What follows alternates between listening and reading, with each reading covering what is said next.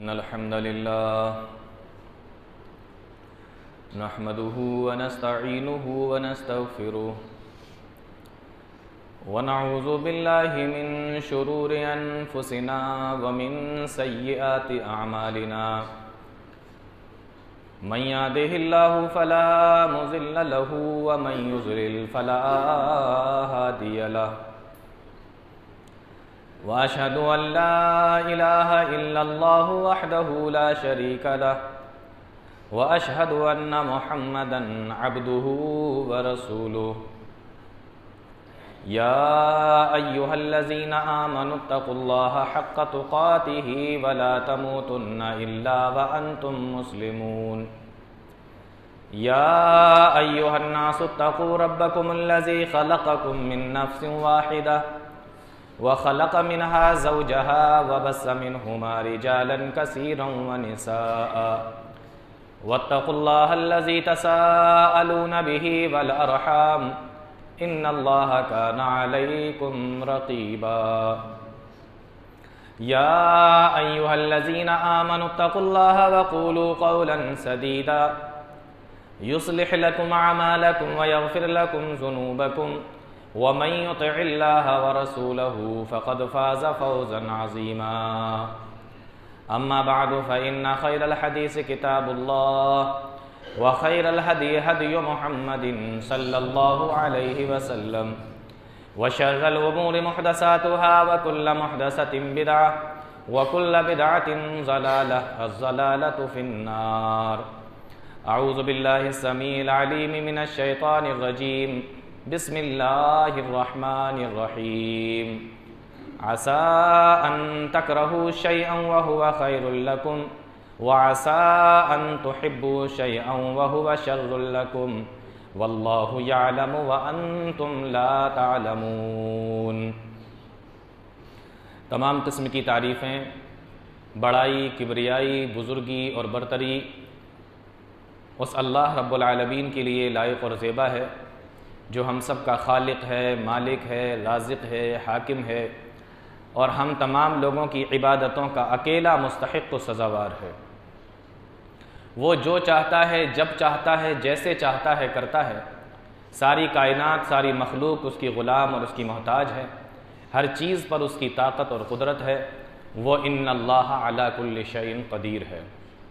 बादहू अनगिनत बेशुमार दुरूद व सलाम नाज़िल हों तमाम अम्बिया पर, बिलखुसूस जनाब मुहम्मद रसूलुल्लाह सल्लल्लाहु अलैहि वसल्लम पर और आपके आलू व अस्हाब पर। अल्लाह रब्बुल आलमीन अपना रहम व करम फरमाए हम सब पर, आमीन। पिछले काफ़ी टाइम से लॉकडाउन की वजह से बहुत सारे लोगों को बहुत सारी परेशानियों का सामना करना पड़ रहा है। लॉकडाउन हुआ, कंपनियां बंद, फैक्ट्रियां बंद, कारखाने बंद, दुकानें बंद, मस्जिद मदरसे बंद, यहां तक कि हर चीज पर लॉक लग गया। और हालात ये हो गए कि जो कारखाने के मालिक थे वो किसी दूसरे के कारखाने में काम करने लगे। जिनकी अपनी दुकानें थीं उनके हाथ से उनकी दुकानें निकल गई। जो मिस्त्री हुआ करते थे वो मजदूर हो गए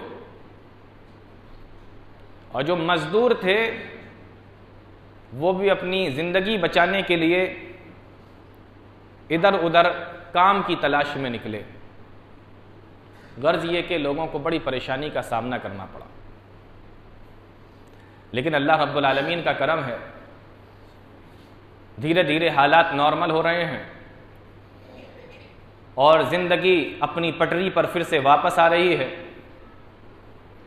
यह अल्लाह रब्बुल आलमीन का करम है और उसके अलावा कुछ नहीं। चूंकि हम मुसलमान हैं इसलिए हमें हर काम के लिए इस्लाम के अंदर तलाश करना पड़ता है कि इसका हल क्या है। इस्लाम एक मुकम्मल दीन है, ये आप अपने दिमाग में रखें बहुत अच्छे से। और कायनात के अंदर कोई चीज ना बनी और ना बनेगी जिसका हल इस्लाम के पास में ना हो। यह एक मुकम्मल दीन है। क़यामत की सुबह तक जिस चीज की भी जरूरत आपको पड़ रही है, इंशाअल्लाह उसका हल इस्लाम के अंदर निकलेगा। तो हमने ये तलाश किया कि हमारे इस्लाम के अंदर इसका कुछ हल है क्या, कि हालात जब इस तरीके के हो जाएं और परेशानियां जब इतनी बढ़ जाएं तो क्या इसका कोई हल है।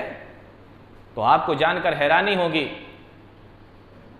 कि हमें जब यह बताया जाता है कि ईमान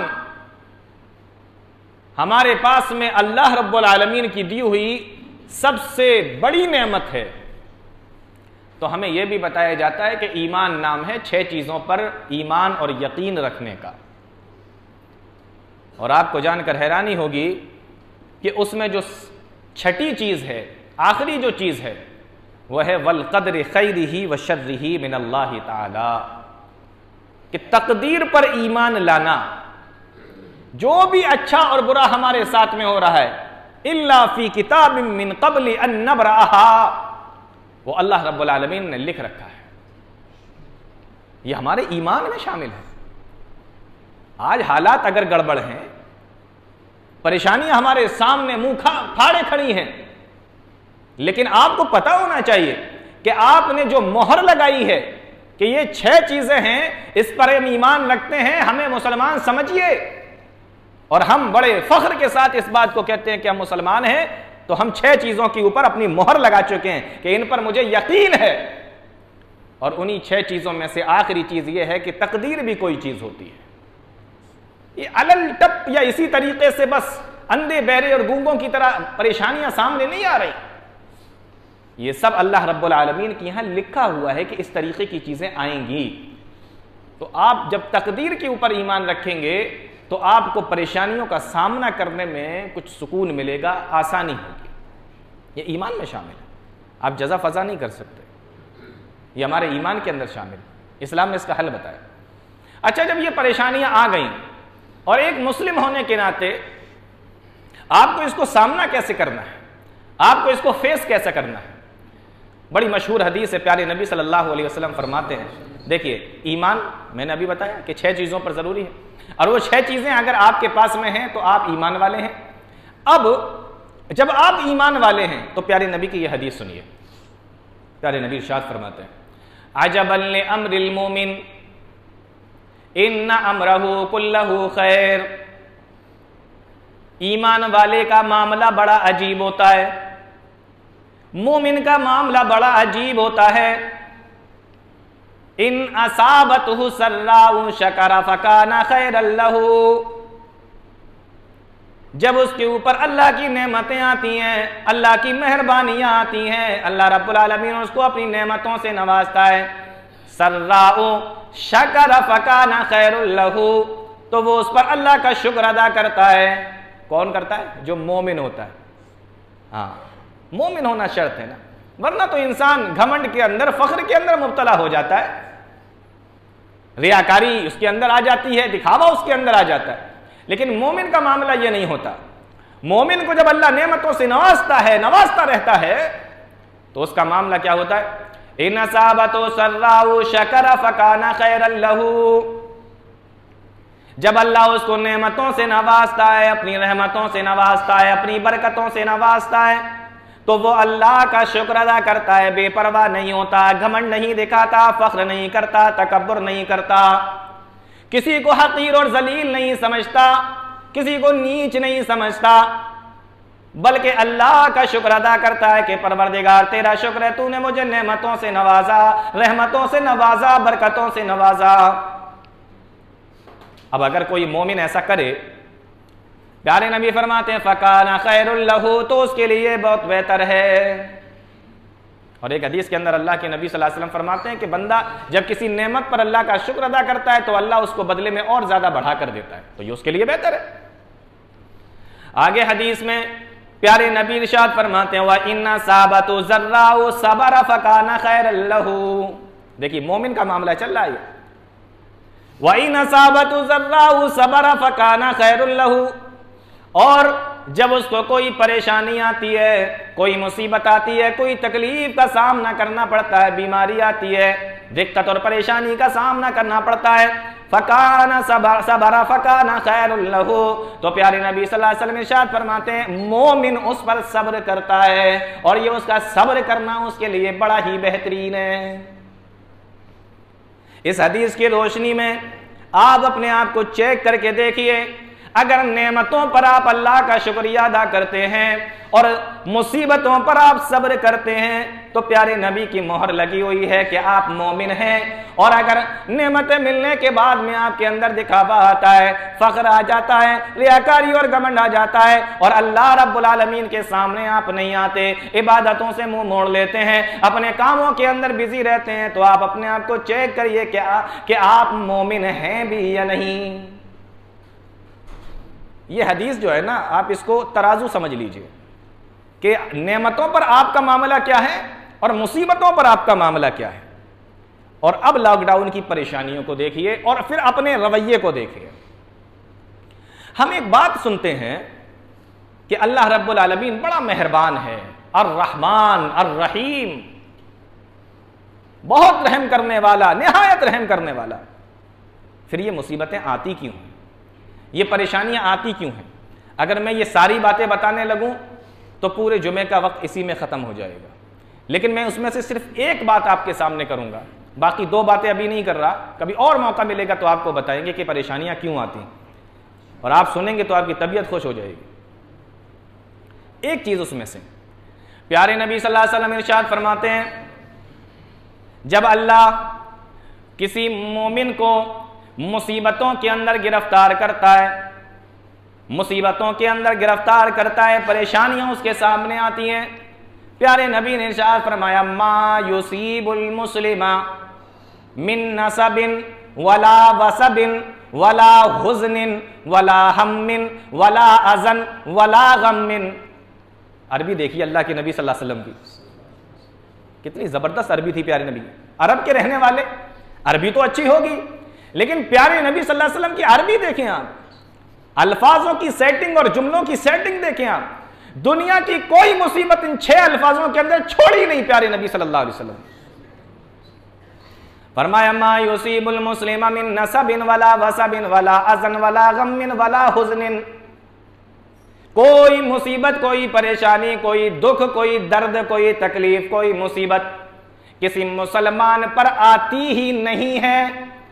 हत्ता शौकत युशाकुहा, यहां तक के उसके पैर में कोई कांटा भी नहीं चुभता, यहां तक के उसके पैर में कोई कांटा भी नहीं चुभता।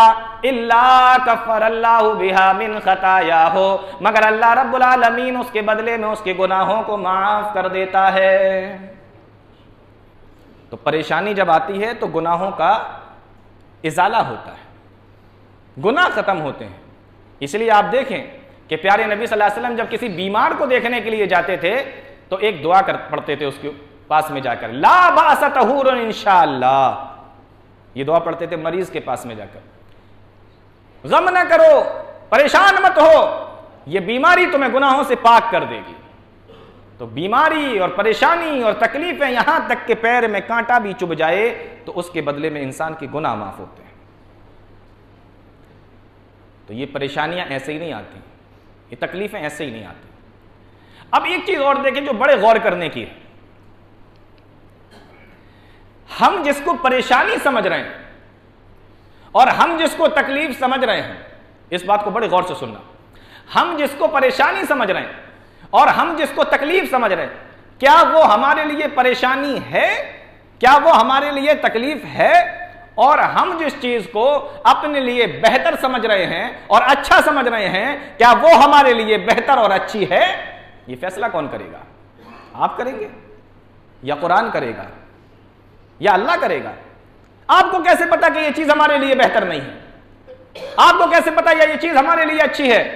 अल्लाह फरमाता है अपने कुरान के अंदर, असा अन तकरहू शैअन वहुवा खैरुल लकुम, हो सकता है कि तुम जिस चीज को अपने लिए नुकसानदेह समझ रहे हो सकता है जिस चीज को तुम अपने लिए परेशानी का बाइस समझ रहे हो, अपने लिए नुकसान और परेशानी वाली चीज समझ रहे हो, फरमाया आसा अन तकरहू शैअन व हुवा खैरुल लकुम, हो सकता है कि वही चीज तुम्हारे लिए बेहतर हो सकता है कि तुम जिस चीज को पसंद करते हो वो तुम्हारे लिए नुकसानदेह हो, और जिस चीज को तुम पसंद नहीं करते हो वो तुम्हारे लिए बेहतर हो। आसा अन तकरहू शैअन व हुवा खैरुल लकुम व आसा अन तुहिब्बू शैअन व हुवा शर्रुल लकुम, और जिस चीज को तुम पसंद करते हो सकता है कि वही तुम्हारे लिए परेशानी वाली हो, तुम्हारे लिए तकलीफ दे हो।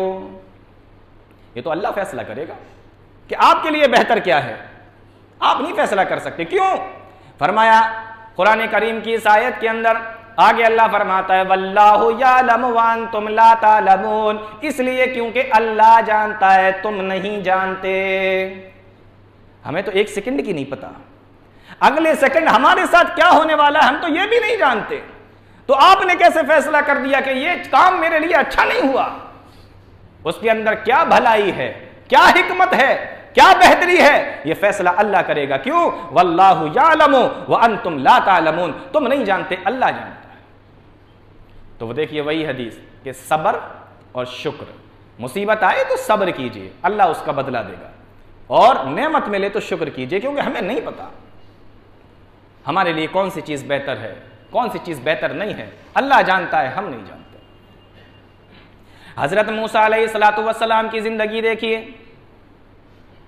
फिरौन ने ऐलान कर दिया इस साल जितने भी लड़के पैदा होंगे, बच्चे पैदा होंगे, लड़कियां नहीं, बच्चे और लड़के इस साल जितने भी पैदा होंगे सबको खत्म कर दिया जाए, सबको कत्ल कर दिया जाए, सबको मार दिया जाए। जिस साल फिरौन ने यह फैसला किया उसी वक्त अल्लाह रब्बुल आलमीन का हुक्म भी आया कि इस फिरौन को खत्म करने वाला मूसा भी इसी साल पैदा होगा। यह बात अपने ज़हन में रखिए, अल्लाह जानता है, तुम नहीं जानते। इधर फिरौन का हुक्म निकला बच्चे सारे मार दिए जाएं, साल जितने भी पैदा होंगे, और अल्लाह का भी फैसला हो चुका है कि पैदा मूसा अलैहिस्सलातु वस्सलाम इसी साल होंगे। कुरान बयान करता है वमकरू वमकरल्लाह वल्लाहु खैरुल माकिरीन, वो अपनी चालें चल रहे थे और अल्लाह अपनी तदबीरें कर रहा था। वल्लाहु खैरुल माकिरीन, और अल्लाह से बेहतर तदबीरें वाला करने वाला कौन हो सकता है? लोगों को चाल चलने दीजिए, आप अल्लाह रब्बुल आलमीन पर भरोसा रखिए। मूसा अलैहिस्सलातु वस्सलाम उसी साल पैदा हुए। अल्लाह का कुरान कहता है, अल्लाह रब्बुल आलमीन ने वही की वावहैना इला उम्मी मूसा अन अर्ज़िई, हमने मूसा की माँ के ऊपर ये वही की, ए मूसा की माँ तू अपने बच्चे को दूध पिलाती रहे, जब तक तू दूध पिलाना चाहे पिलाती रहे। फ़इज़ा ख़िफ़्ति अलैहि, और जब तुझे ये डर लगे कि फिरौन के सिपाही आ जाएंगे, फिरौन के जल्लाद आ जाएंगे और वो मेरे बच्चे को मुझसे छीन कर ले जाएंगे, मार देंगे, तो इसको एक लकड़ी के संदूक में रख के दरिया के हवाले कर देना। आप अंदाजा करें, अल्लाह रब्बुल आलमीन जो अरबों और खरबों माओं से भी ज्यादा अपने बंदों से मोहब्बत करने वाला, एक माँ का दिल ये गवारा कर नहीं सकता कि वो अपनी औलाद को पानी के हवाले कर दे।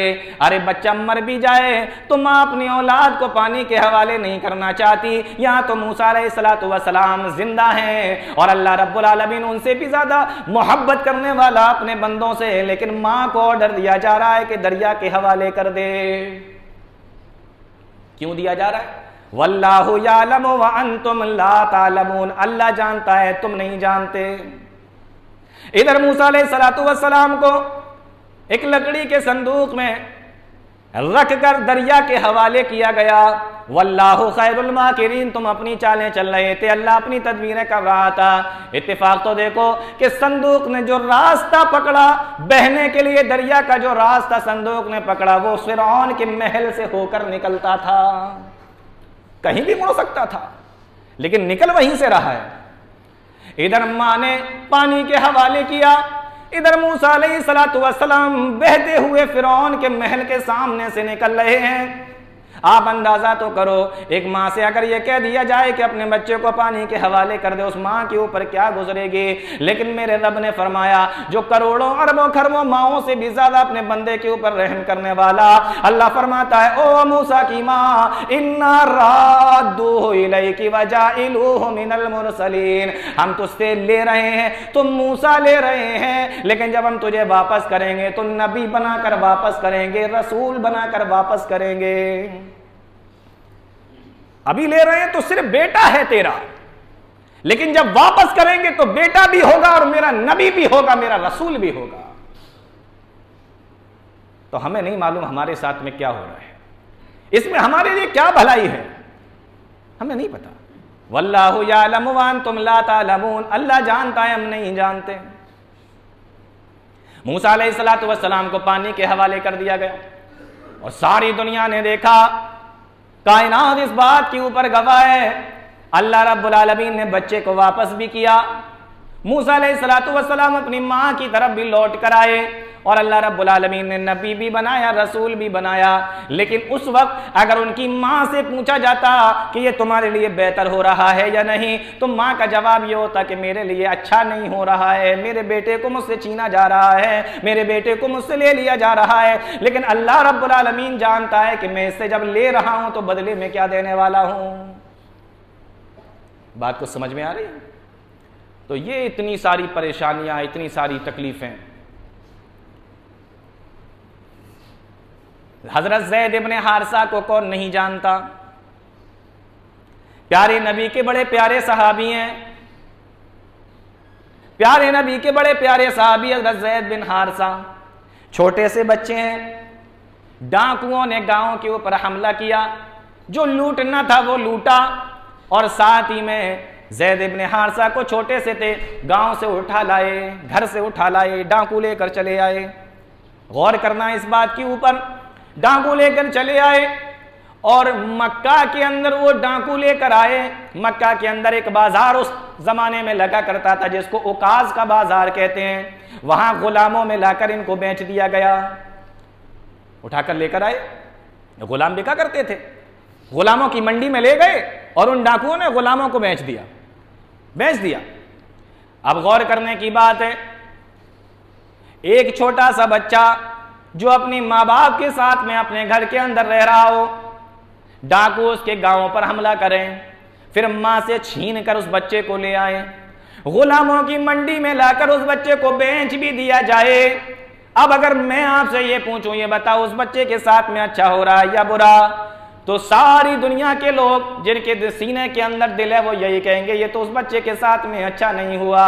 लेकिन अल्लाह की कुदरत तो देखो, अब ये बच्चा मक्का की गुलामों की मंडी के अंदर बिका। इसको खरीदने वाले हजरत हकीम इब्ने हिज़ाम रजी अल्लाह ताला अन्हु खरीद कर ले आए। मक्का के सरदार हैं, उस वक्त ईमान नहीं लाए थे, मक्का के सरदार हैं, बच्चे को खरीद कर ले आए। और जब हजरत खदीजा रजी अल्लाह ताला अन्हा की शादी प्यारे नबी सल्लल्लाहु अलैहि वसल्लम से हुई, तो ये हजरत हकीम बिन हिज़ाम भतीजे थे हजरत खदीजा के। समझ में आ रहा है? ये हजरत हकीम बिन हिज़ाम हजरत खदीजा के भतीजे थे। इन्होंने मक्का के गुलामों की मंडी से उस बच्चे को खरीदा और अपनी फूफी को लाकर गिफ्ट कर दिया कि फूफी जान ये मेरी तरफ से आप गिफ्ट रख लीजिए, आपके काम आ जाएगा। और जब हजरत खदीजा की शादी प्यारे नबी से हो गई तो प्यारे नबी सल्लल्लाहु अलैहि वसल्लम को वही बच्चा हजरत खदीजा ने गिफ्ट कर दिया। अल्लाह के नबी, बच्चा मेरी तरफ से आप रख लीजिए, ये आपके काम आता रहेगा। अब अगर उस वक्त कहा जाता कि इस बच्चे के साथ में अच्छा हो रहा है या नहीं, तो आपको लगता है ये तो सब कुछ गलत ही गलत होता चला जा रहा है।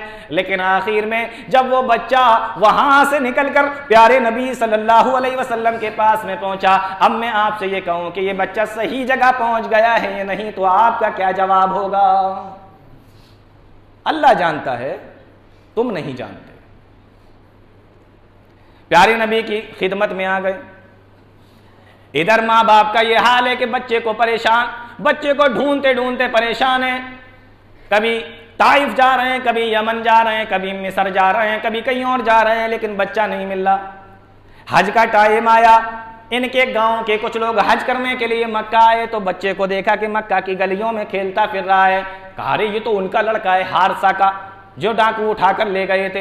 ये इसका गुलाम है। कहा कोई मोहम्मद नाम के आदमी है, उनका गुलाम है सल्लल्लाहु अलैहि वसल्लम।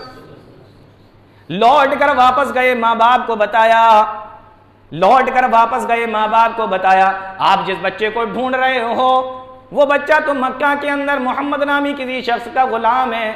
जब माँ बाप ने सुना, बीवी ने कहा फौरन जाओ बच्चे को लेकर आओ।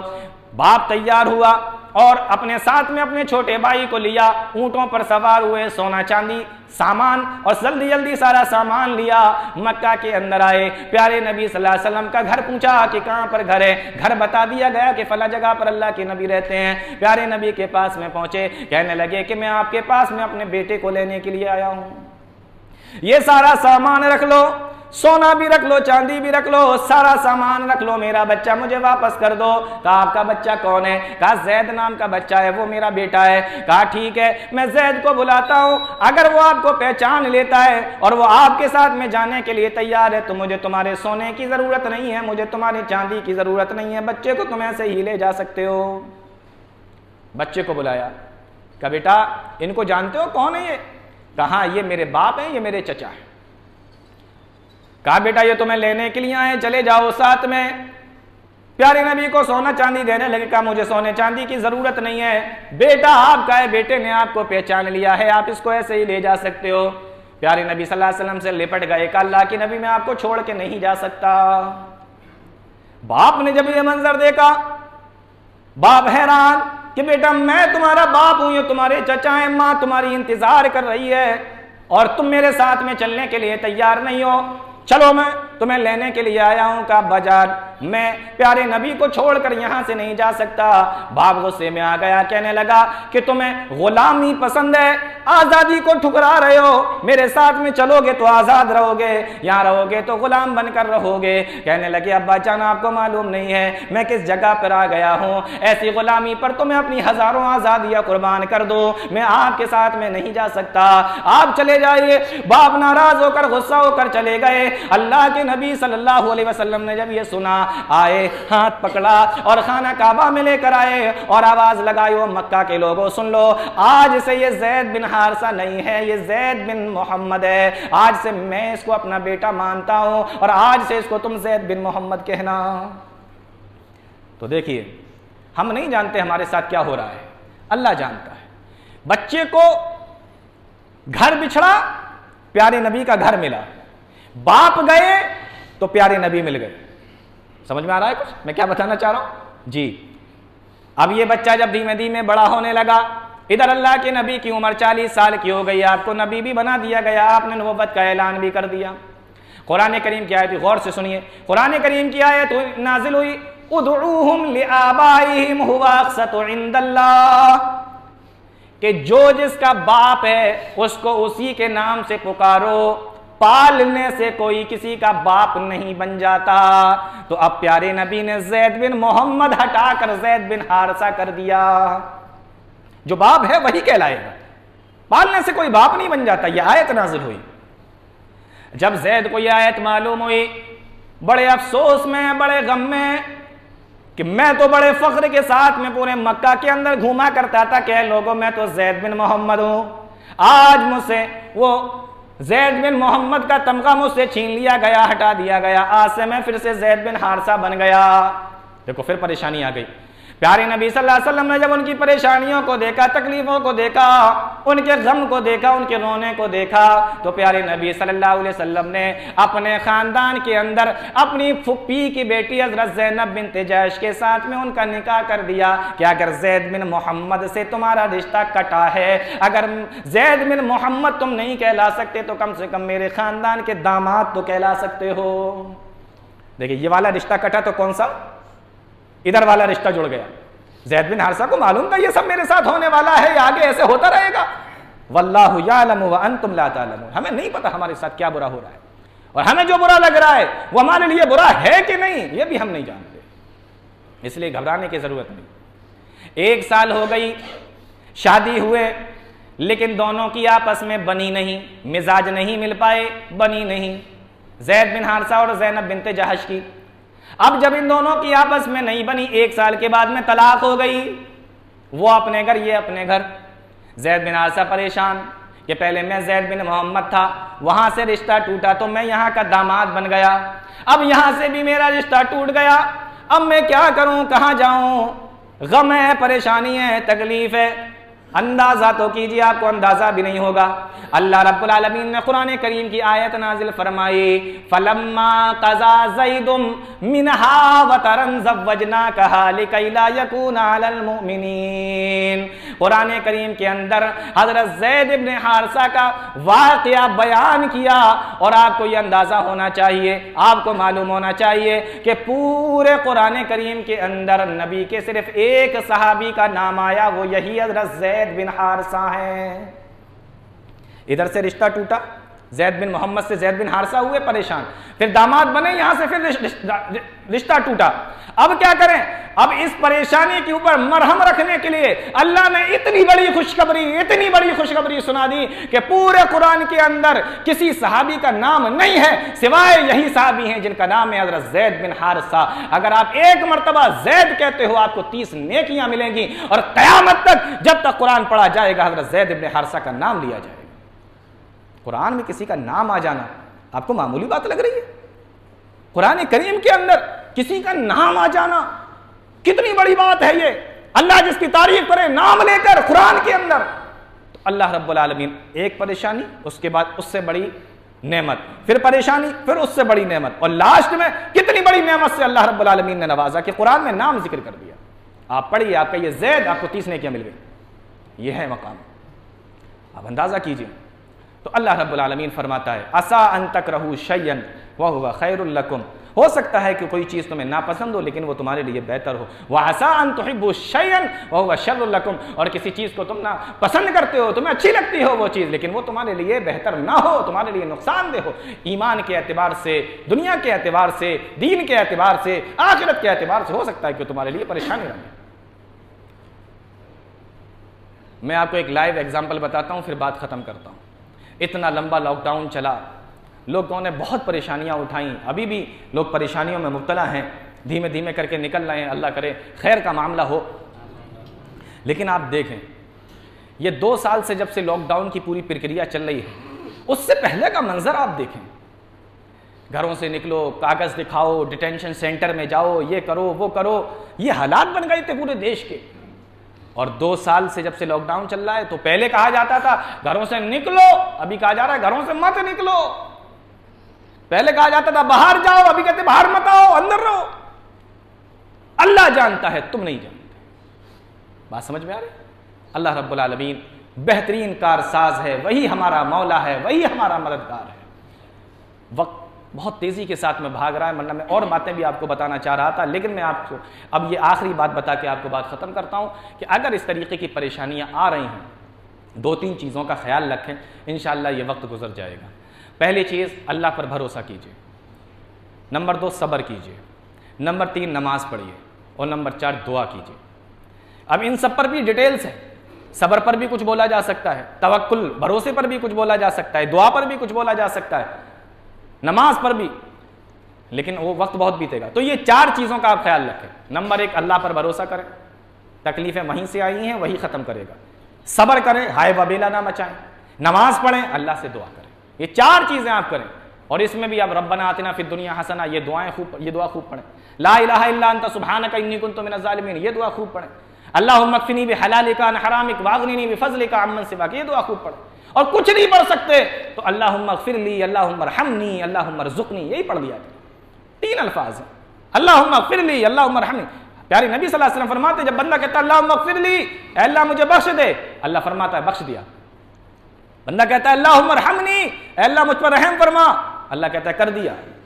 अल्लाहुम्मा रज़ुक़नी, अल्लाह मुझे माला माल कर दे, अल्लाह कहता है कर दिया। ये प्यारे नबी सल्लल्लाहु अलैहि वसल्लम की हदीस। तो ये 3 जुमले छोटे छोटे याद कर लें, ये आपके दर्द के लिए बड़ा सहारा बनेंगे, आपके ज़ख्म के लिए बड़ा सहारा बनेंगे। हम लोगों ने सुना है, कुरान करीम की एक आयत पेश की जाती है, क्या कहते हैं? इन्ना मअल उसरि युसरा। सुनिए ना, बड़ी मशहूर आयत है, इन्ना मअल उसरि युसरा। हर तंगी के बाद आसानी है। फ़इन्न मअल उसरि युसरा, हर तंगी के बाद आसानी है। ऐसे ही बताया जाता है, ऐसे ही सुना जाता है, ऐसे ही हम लोगों ने सुन रखा है। लेकिन आप कुरान शरीफ देखोगे तो आपको जानकर हैरत होगी। जब आप इस आयत का तर्जमा पढ़ोगे, इन्ना मअल उसरि युसरा फ़इन्न मअल उसरि युसरा, तो हर तंगी के बाद आसानी नहीं, हर तंगी के साथ आसानी। अरबी में माँ के माना बाद नहीं होता, गौर से सुनो, अरबी में माँ के माना बाद नहीं होता, माँ के माना साथ होता है। यानी आपको पता ही नहीं चलता कि आपकी परेशानी के साथ आपकी आसानी चल रही है, आपकी तंगी के साथ आपकी आसानी चल रही है। इन्ना मअल उसरि युसरा, तभी आप एक परेशानी में मुब्तला हो और हजारों नेमतों का इस्तेमाल कर रहे हो। इन्ना मअल उसरि युसरा, हर तंगी के बाद आसानी नहीं, हर तंगी के साथ आसानी। और इंसान की परेशानी का हल इतना करीब होता है, वही बात है कि अल्लाह जानता है, हम नहीं जानते। हजरत अय्यूब अलैहिस्सलातु वस्सलाम को देखो, 18 साल जिंदगी गुजारने के बाद, तकलीफों की, बीमारी की, अल्लाह से जब दुआ की, परवरदिगार इस बीमारी को दूर कर दे, तो अल्लाह ताला ने क्या कहा? जानते हो क्या कहा? सुनो, कुरान करीम कहता है, अल्लाह ताला ने कहा, ए अय्यूब उरकुस बिरिजलिक, 23वां पारा कुरान का उठा कर देखो, फरमाया उरकुस बिरिजलिक, जहां बैठा है ना यहीं पर पैर मार। उरकुस बिरिजलिक, जहां बैठा है वहीं पैर मार। और अय्यूब अलैहिस्सलातु वस्सलाम ने जब पैर मारा, कुरान कहता है हाजा मुग़तसलुन बारिदुन व शराब, पानी का एक फव्वारा वहां से छूटा। अल्लाह ने फरमाया इसी को पी ले, इसी में नहा ले, तू ठीक हो जाएगा। 18 साल से परेशान थे, लेकिन नहीं मालूम था कि मैं जिस परेशानी में मुब्तला हूं, उस तकलीफ को दूर करने की, जो परेशानी को दूर करने की वजह है, वो इतने करीब है जितना यहां मेरा पैर रखा हुआ है। हमें पता नहीं होता, हमें लगता पता नहीं क्या होगा, कैसे कटेगी, कैसे गुजरेगा, लेकिन उस परेशानी का हल कहां था? जहां बैठे वहीं हल है। लेकिन वल्लाहु यालमु व अंतुम ला तालमून, अल्लाह जानता है, तुम नहीं जानते। तो इसमें भी अल्लाह रब्बुल आलमीन के लिए, अल्लाह रब्बुल आलमीन की तरफ से हमारे लिए कोई मेहरबानी है, कोई रहमत है, कोई नेमत है। बस ये समझ लीजिए, अल्लाह से दुआ कीजिए, सब्र कीजिए, अल्लाह ताला नेक अमल की तौफीक अता फरमाए, कुरान और हदीस को समझने की, उस पर चलने की तौफीक अता फरमाए। आमीन या रब्बल आलमीन। अक़ूलु क़ौली हाज़ा अस्तग़फ़िरुल्लाह ली व लकुम व लिसाइरिल मुस्लिमीन वस्तग़फ़िरूहु इन्नहु हुवल गफ़ूरुर रहीम।